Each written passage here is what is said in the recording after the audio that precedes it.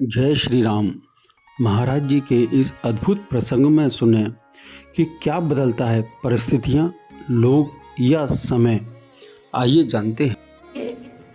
संसार के बारे में जब संत महापुरुष हम लोगों को समझाते हैं तो इसलिए नहीं समझाते कि हम रिएक्शन में जिएं, वो इसलिए समझाते हैं ताकि हमारा एक्शन सही हो जाए। एक्शन के लिए ही तो ये डायरेक्शन है, एक्शन से मुक्त हो, एक्शन में रहे, इसीलिए सत्संग। तो भाई अच्छा, भगवान भी एक खेल करते हैं।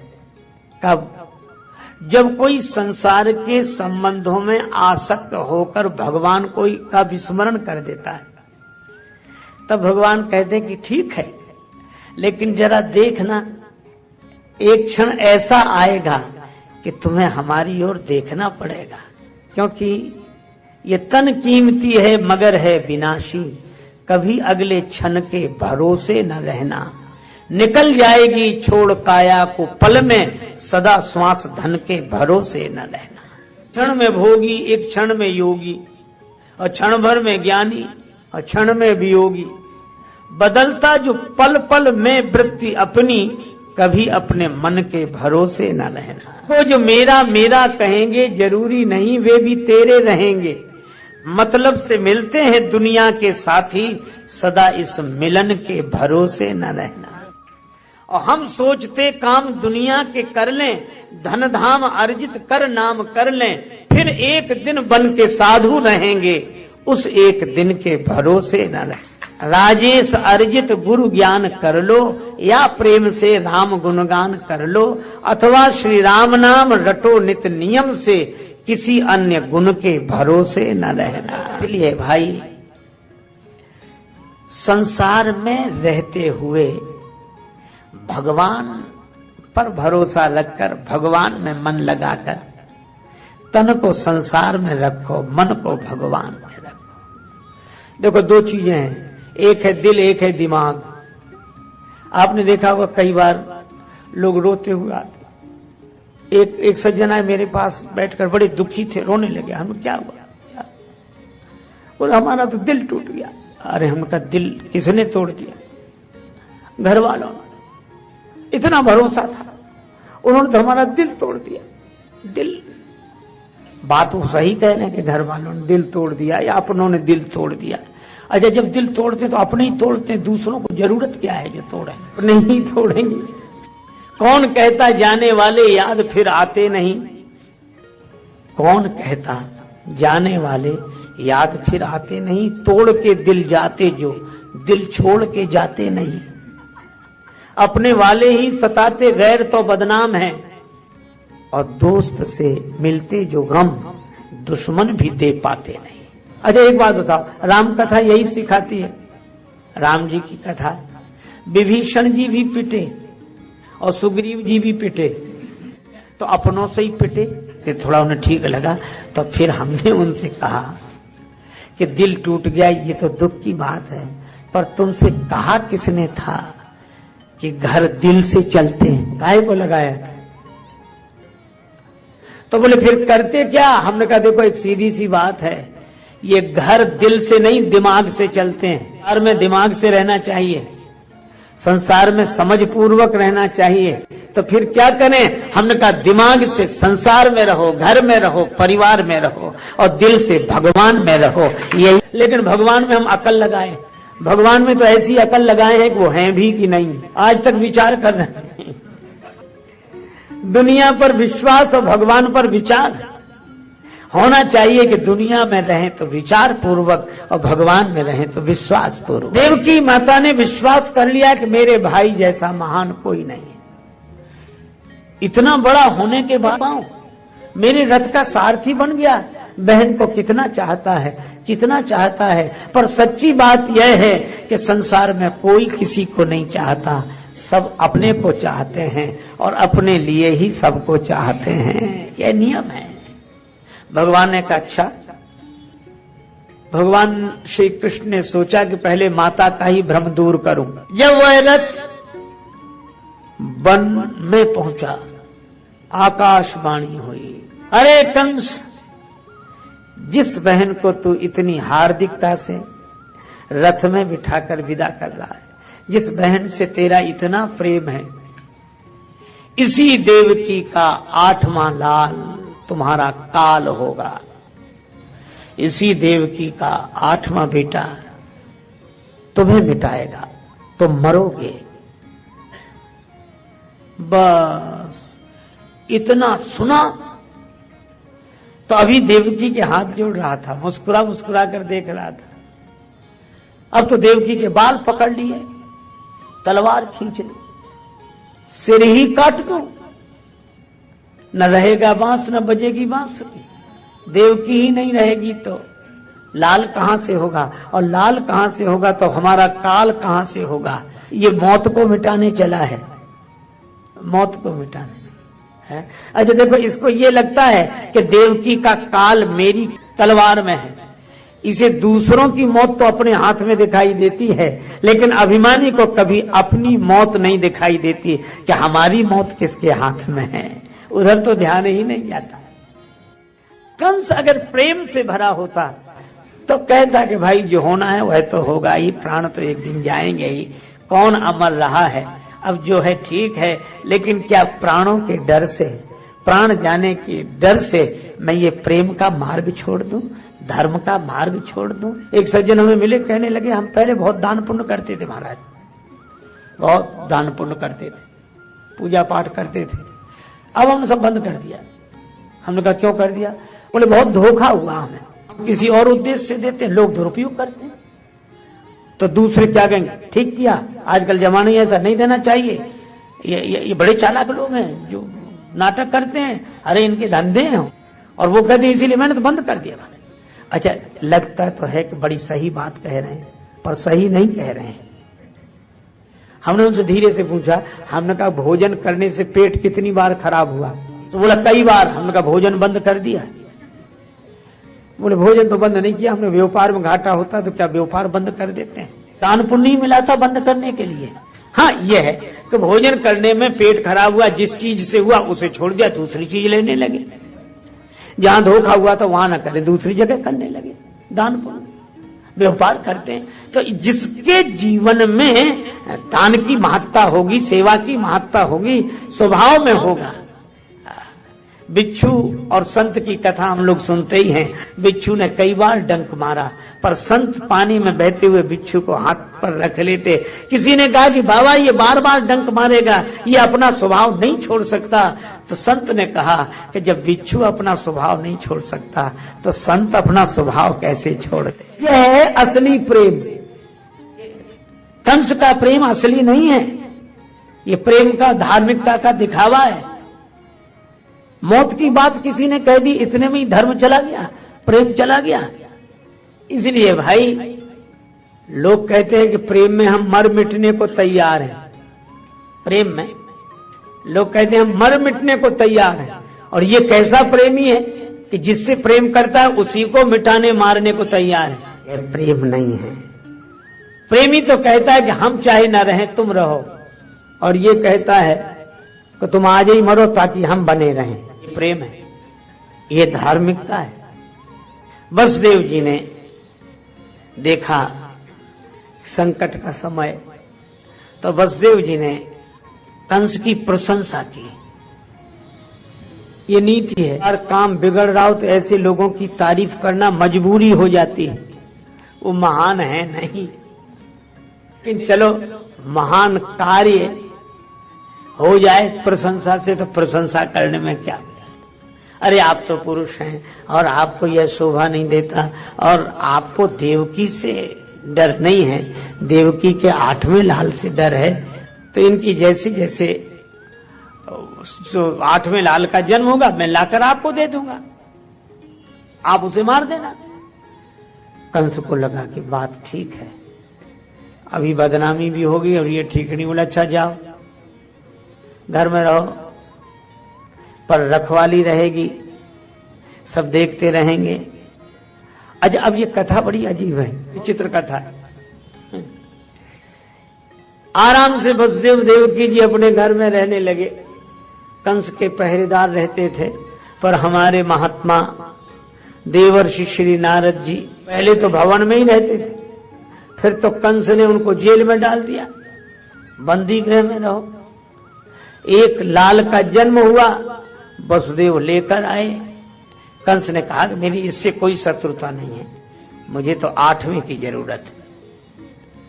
वो लौट गए। मैं नारद जी की बात बता रहा था, नारद जी गए एक कमल का फूल लेकर, और इधर से गिने 1 2 3 4, फिर उधर से गिने। कंस ने कहा क्या हुआ है बाबा? नारद जी ने कहा कि हम गिन रहे हैं कि 8वीं कौन सी है, इसमें कमल की 8वीं पंखुड़ी कौन सी है। तो अष्टदल कमल था, जिधर से गिनो, एक इधर से करो तो उधर वाला 8, इधर से एक गिनो तो उधर वाला 8, बीच से गिनो तो बीच वाला 8। और ऐसे लगता था कि 8वां तो सब में है। और बात भी सही थी, जो 8वां है, जो भगवान है, वे तो सब में है।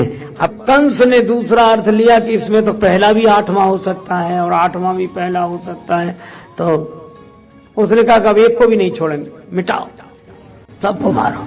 अच्छा, अब ये बात बड़ी अजीब लगती है कि नारद जी ने और विचित्र काम किया, भी बेचारे बचते भी उनको। और देखो, कभी कभी अटपटे ढंग से काम करने होते हैं। जैसे एक आदमी के हाथ में हुआ फोड़ा, थोड़ा ही उठा था, तो डॉक्टर के पास गया कि डॉक्टर साहब ये फोड़ा देख रहे हैं, अभी थोड़ा उठा। डॉक्टर बोला ये गोली ले, खा लेना, बैठ जाएगा। वो लाया, गोली खाई नहीं उसने, अब फोड़ा हो गया बड़ा। फिर गया कि डॉक्टर साहब, तो हम गोली दी थी, वो बोले वो तो हमने खाई नहीं। बोले अब ये बैठेगा अभी नहीं, अब तो इसका ऑपरेशन करना पड़ेगा। ऑपरेशन कर दो, का ऑपरेशन लायक हुआ नहीं, अभी हम ये गोली और दे रहे हैं ताकि और बढ़ जाए, बैठने लायक है नहीं और ऑपरेशन लायक हुआ नहीं है ना। तो अब वो जो डॉक्टर फोड़े को मिटाना चाहता है, वही फोड़े को बढ़ा रहा है, ऑपरेशन लायक बना रहा है। बस यही बात है। नारद जी ने कहा कि कंस, तुम्हारे मन में जो अभिमान का फोड़ा हुआ है, पाप का फोड़ा हुआ है तुम्हारे जीवन में, वो उपदेश की गोली से बंद होने वाला तो है नहीं। और पाप बढ़ गया लेकिन ऑपरेशन लायक हुआ नहीं है, और भगवान ऑपरेशन करना चाहते हैं, इसलिए हम ऐसी गोली दे जाते हैं कि ये जल्दी बढ़ जाए ताकि ऑपरेशन जल्दी होए तो समाज का भला होता है। और वही हुआ, वसुदेव जी और माता देवकी कारागृह में, बंधन में। अच्छा, आजकल लोग क्या कहते हैं कि महाराज हम इतने झंझट में हैं, इतने बंधनों में बंधे हैं कि हमें टाइम नहीं मिलता, हम भजन कैसे करें, भगवान का स्मरण कैसे करें। देखो, जिन्हें भजन करना होता है वे कर लेते हैं, और जिन्हें नहीं करना होता है उन्हें कितना ही मौका मिले तो नहीं करते। ये कथा यह बताती है कि हम तो घर में रहकर भजन नहीं कर पाते हैं, घर के बंधन में रहकर भजन नहीं कर पाते हैं।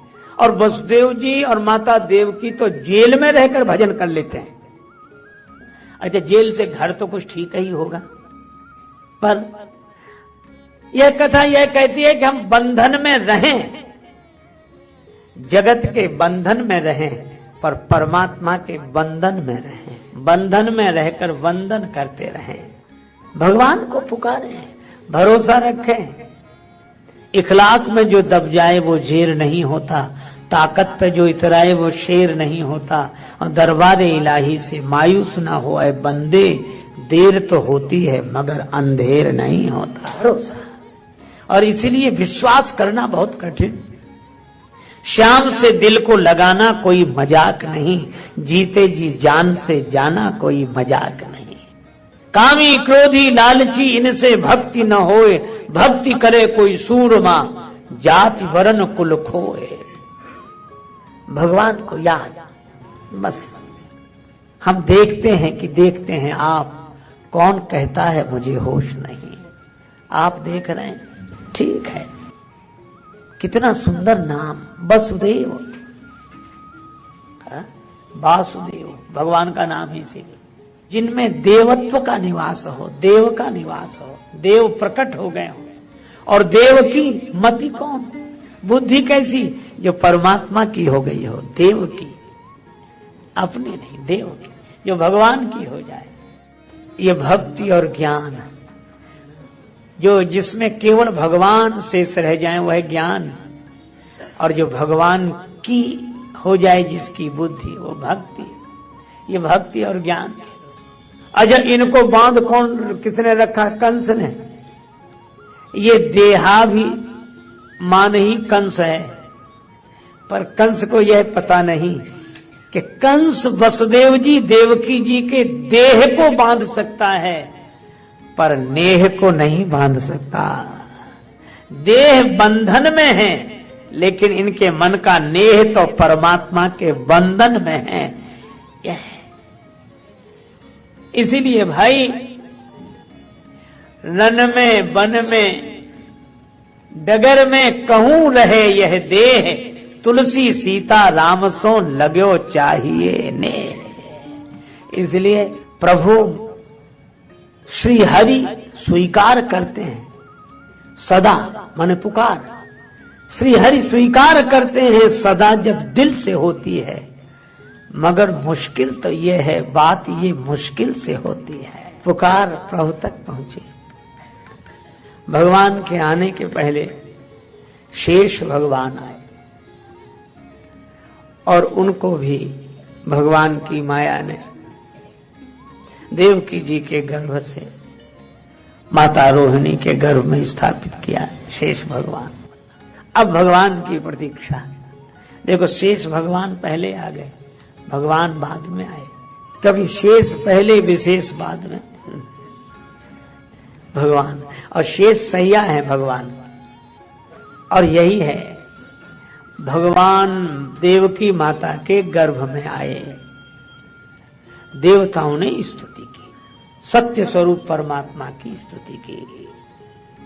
और एक बार किसी संत से किसी ने पूछा कि माता देवकी के गर्भ में भगवान आ गए, तो क्या भगवान भी गर्भ में आते हैं?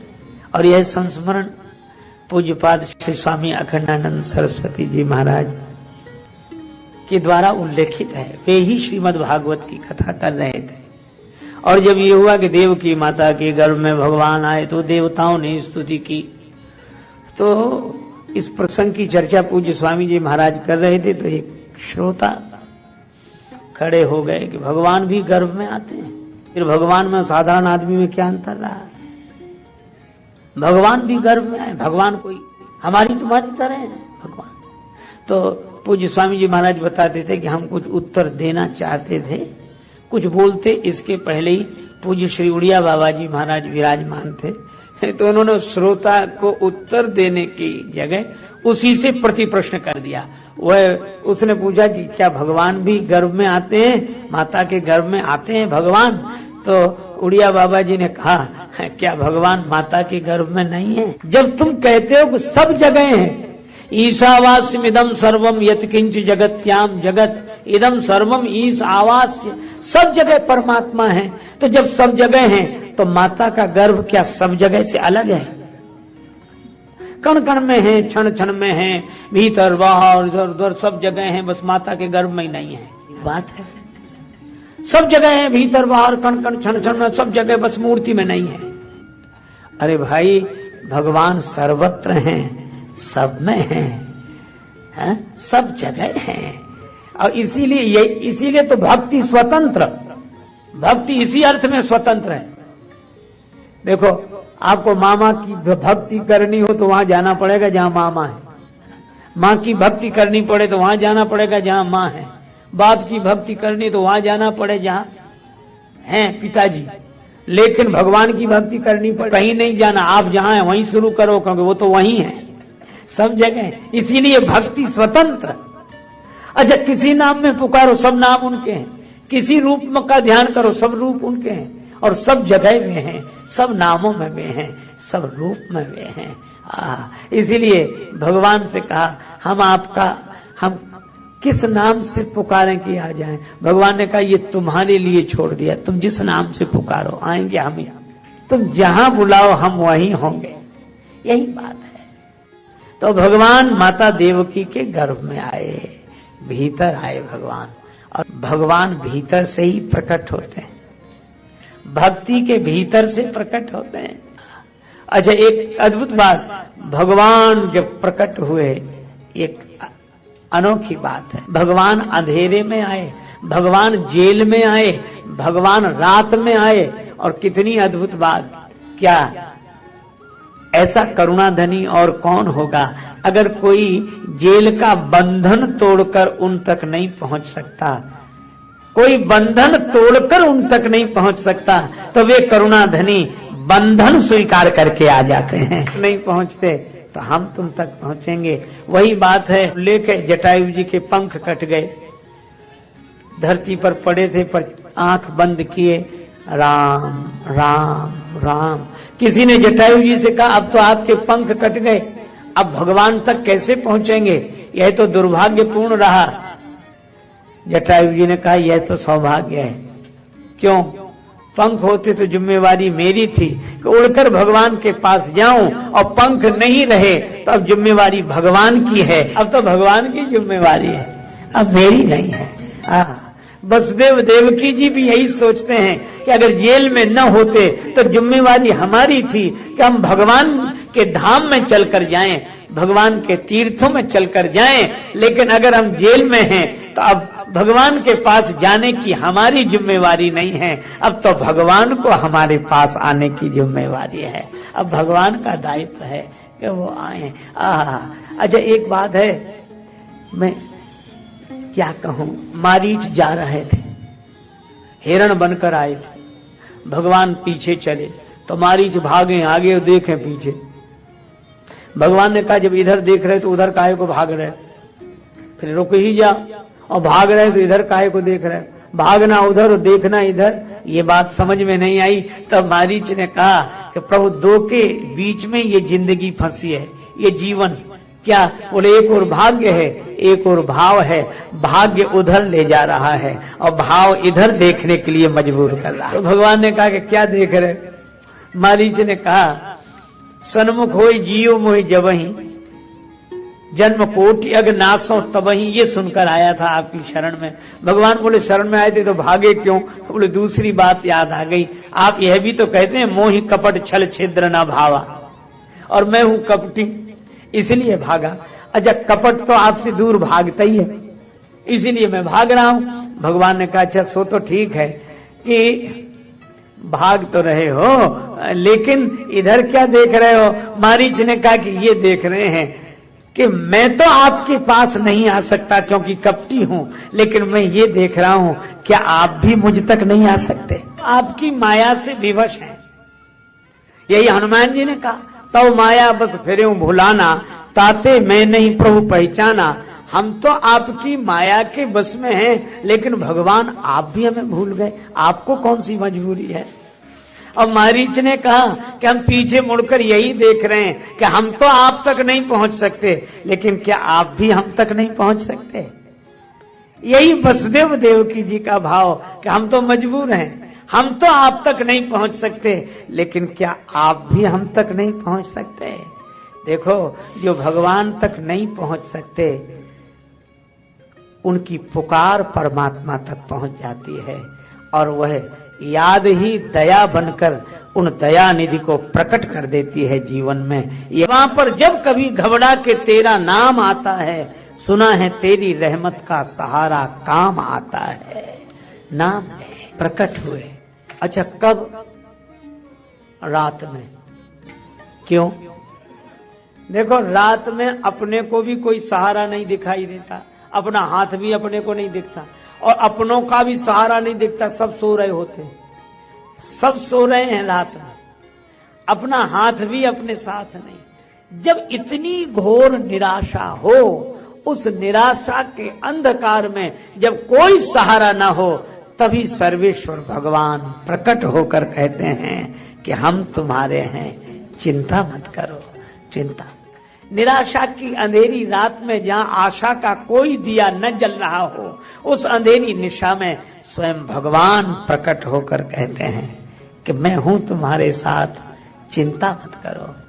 तुम जेल छोड़कर हम तक नहीं आ सके तो हम अपना धाम छोड़कर तुम्हारे पास जेल में आ गए।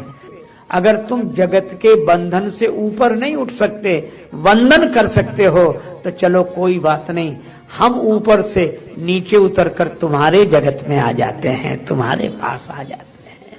ये भगवान की करुणा है, ये अवतार है, ऊपर से नीचे उतर अवतार। इसलिए सीढ़ी को कहते हैं अवतरणिका।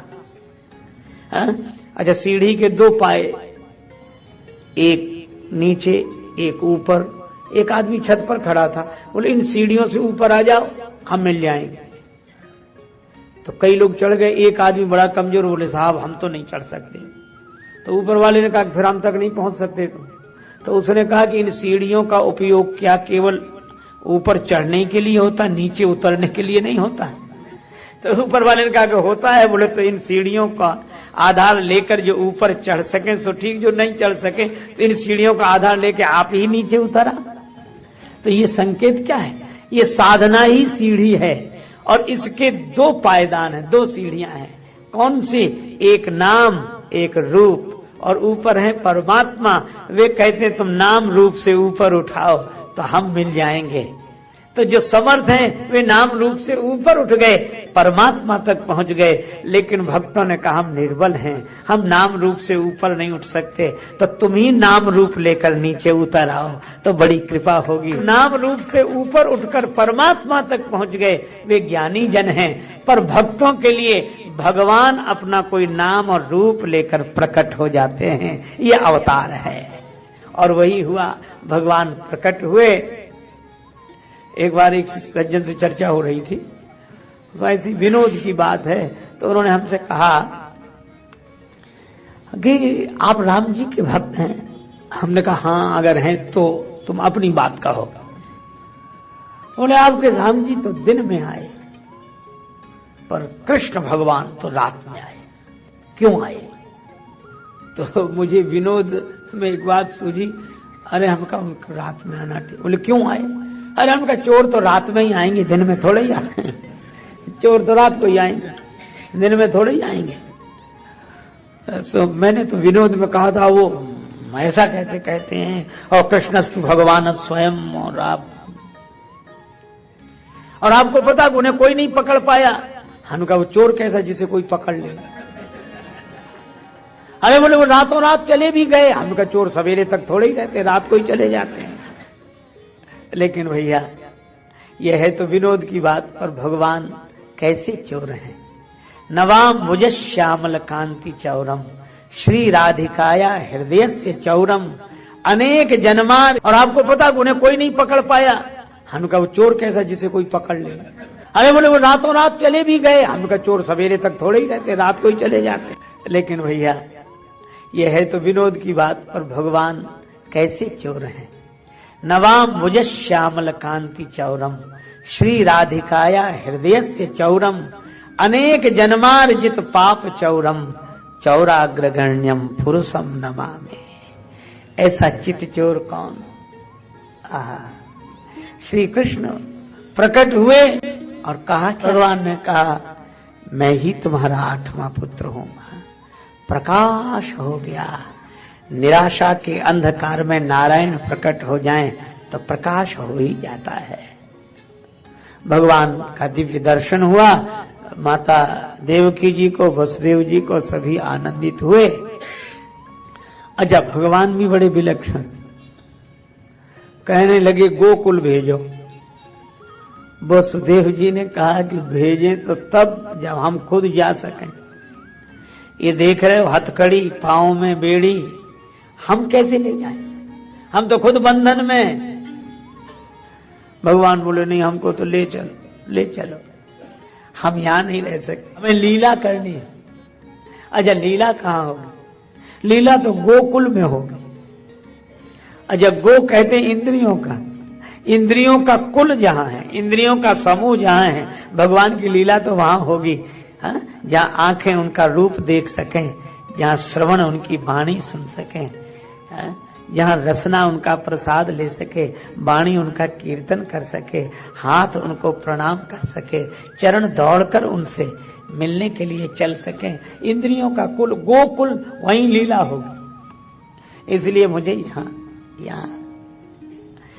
ये अंतःकरण में प्रकट हुए तो प्रकाश हो गया, अब गोकुल में लीला होनी है, वहां भेजो। वसुदेव जी ने कहा ये हथकड़ी, ये बेड़ी। भगवान ने कहा तुम एक काम करो, क्या, हमें सिर पे बिठा लो, बस ना हथकड़ी देखो, ना बेड़ी देखो, ना कोई समस्या देखो। क्या बोले, हमें सिर पर बिठा कर देखो, फिर चमत्कार देखो। और कितना बढ़िया संकेत है। भगवान ने कहा कि कितना ही बंधन हो, कितनी भी समस्या हो, परेशान ना हो, भगवान को सिर पे बिठा के देखो।